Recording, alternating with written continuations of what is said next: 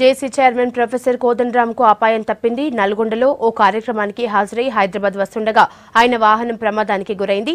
చిట్యాల మండలం వెలిమినేడు దగ్గర ఓ బైక్ ను ఢీకొట్టింది. బైక్ పై ఉన్న మహేష్, మధు అనే ఇద్దరికి తీవ్ర గాయాలయ్యాయి. బాధితులను నార్కట్పల్లి కామినేని హాస్పిటల్ కు తరలించారు. ప్రమాదంలో కోదండరాం కారు నుజ్జునుజ్జైంది. మరో వాహనంలో ఆయన హైదరాబాద్ చేరుకున్నారు.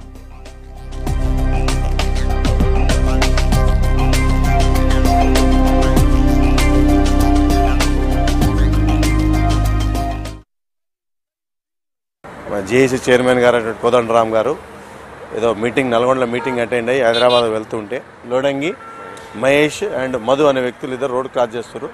సడన్గా రావడంతో ఆ డ్రైవర్ అతను తప్పియాల ఉద్దేశంతో వాళ్ళకు డివైడర్ ఎక్కి దాదాపు ఒక 10 to 20 మీటర్స్ ముందుకు వెళ్ళిపోయింది. ఈ బెలూన్స్ ఓపెన్ కావడంతో ఎవరికి ఎలాంటి ఇది కాలేదు. వేరే వెహికల్ పట్టుకొని వెళ్ళిపోవడం జరిగింది. ఈ దెబ్బలు తగిలిన వ్యక్తులు అయితే ఉన్నారో వాళ్ళను కామినేని హాస్పిటల్ షిఫ్ట్ చేయడం జరిగింది.